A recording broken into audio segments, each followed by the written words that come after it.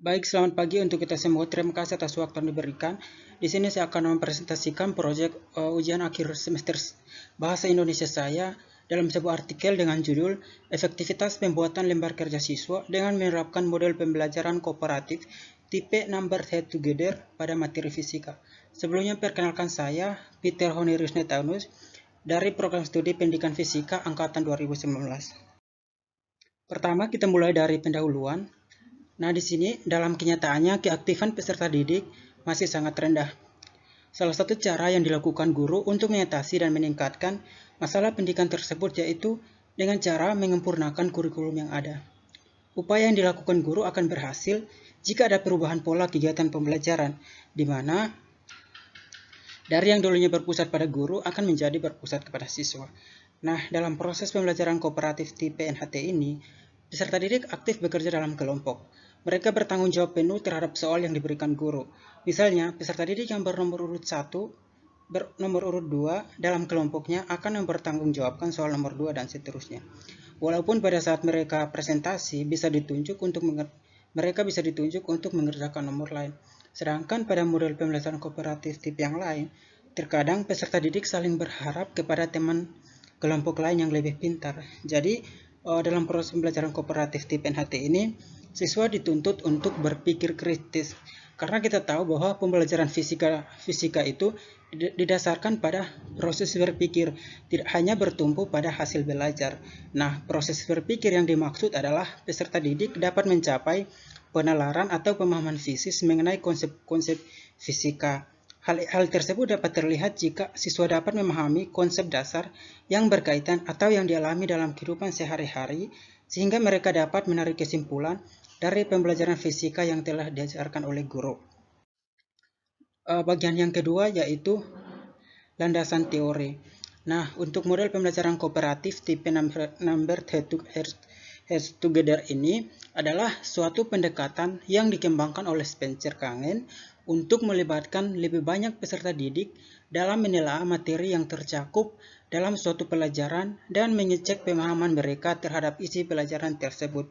Ini menurut pendapat tokoh Ibrahim dan kawan-kawan pada tahun 2000. Nah, di sini berikut adalah langkah-langkah penerapan model pembelajaran kooperatif tipe NHT menurut Spencer Kangen pada tahun 2000 sebagai berikut. Untuk yang pertama itu, langkah yang pertama yaitu penomoran. Nah, untuk penomoran di sini sebelumnya guru akan membagi peserta didik ke dalam kelompok yang beranggotakan 3-5 orang. Dan kepada setiap anggota kelompok diberi nomor antara 1-5. Jadi masing-masing siswa itu akan diberikan nomor. Yang kedua yaitu mengajukan pertanyaan. Nah, pada tahap ini, guru mengajukan sebuah pertanyaan kepada peserta didik. Pertanyaan dapat bervariasi.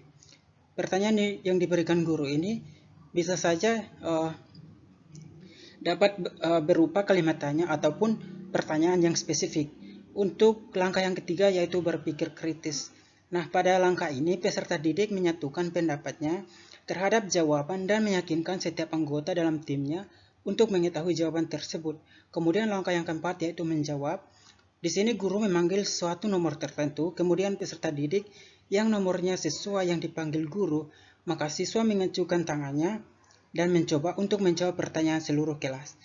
Dan yang kelima yaitu memberi kesimpulan.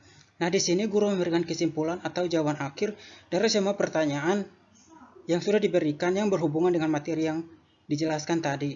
Kemudian langkah yang keenam yaitu memberikan penghargaan.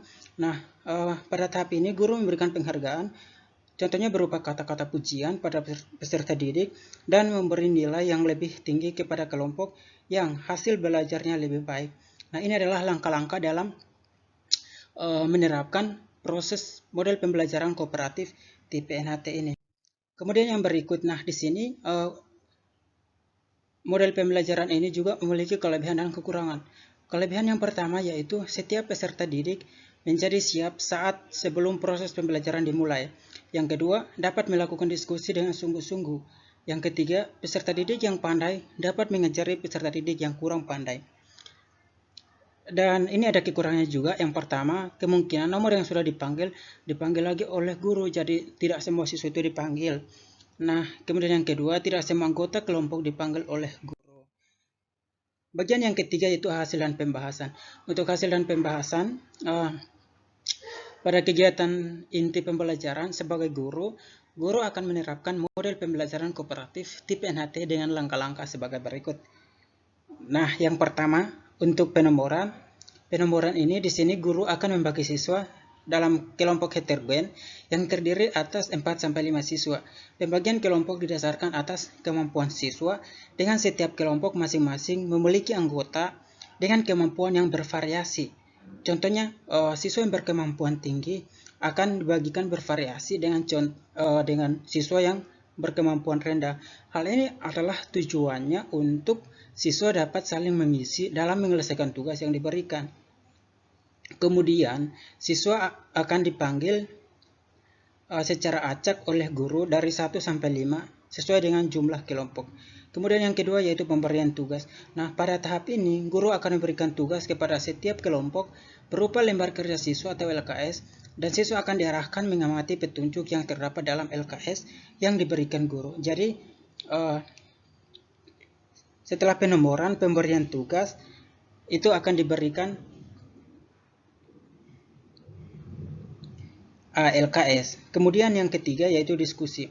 Nah, pada tahap ini, siswa akan berdiskusi dalam kelompoknya masing-masing untuk menyelesaikan tugas yang diberikan guru. Setiap kelompok sudah harus memastikan anggotanya dapat menyelesaikan tugas dalam bentuk soal-soal yang diberikan oleh guru. Dan di sini guru sendiri akan berperan sebagai fasilitator apabila ada kelompok yang mengalami kesulitan. Kemudian yang keempat yaitu menjawab. Nah, setelah setiap kelompok selesai berdiskusi, maka guru memanggil nomor tertentu secara acak, dan siswa dari setiap kelompok yang nomornya dipanggil mengacungkan tangan kemudian berdiri. Salah seorang siswa ditunjuk untuk melaporkan hasil kerja kelompoknya, sedangkan untuk siswa yang lain dari kelompok lain dengan nomor yang sama menanggapi, setelah itu beralih ke nomor soal selanjutnya. Kemudian yang terakhir yaitu kesimpulan. Nah, pada tahap ini guru mengerahkan siswa untuk membuat kesimpulan dari materi dari setiap pertanyaan-pertanyaan yang telah dipelajari. Nah, mungkin dalam fase presentasi, siswa belum mengetahui siapa yang akan menjadi wakil dalam kelompok, sehingga pada saat berdiskusi, setiap siswa perlu menyiapkan diri dengan berusaha mengetahui dan memahami jawaban kelompok masing-masing. Nah, hal ini akan menumbuhkan tanggung jawab individu untuk mencapai tujuan kelompok. Jadi, siswa yang terpilih untuk menjadi wakil kelompok mempresentasikan hasil diskusi, kemudian ditanggapi oleh kelompok yang lain dengan nomor yang sama. Nah, ini adalah langkah-langkah yang harus dipakai guru untuk menerapkan proses pembelajaran kooperatif di PNHT ini. Bagian berikut adalah penutup. Nah, di sini ada kesimpulannya. Jadi kesimpulannya, apabila model pembelajaran kooperatif tipe Number Has Together atau NHT diterapkan, maka hasil belajar fisika siswa dalam kelas akan meningkat. Karena ini dia lebih ke berpikir kritis, bukan pada teori. Kemudian yang kedua, di sini ada saran. Jadi, dalam memilih model pembelajaran sebaiknya lebih berpusat kepada siswa, sehingga dapat lebih memotivasi siswa dalam belajar, yang pada akhirnya dapat meningkatkan hasil belajar siswa tersebut. Sekian dan terima kasih presentasi saya. Semoga bermanfaat. Terima kasih.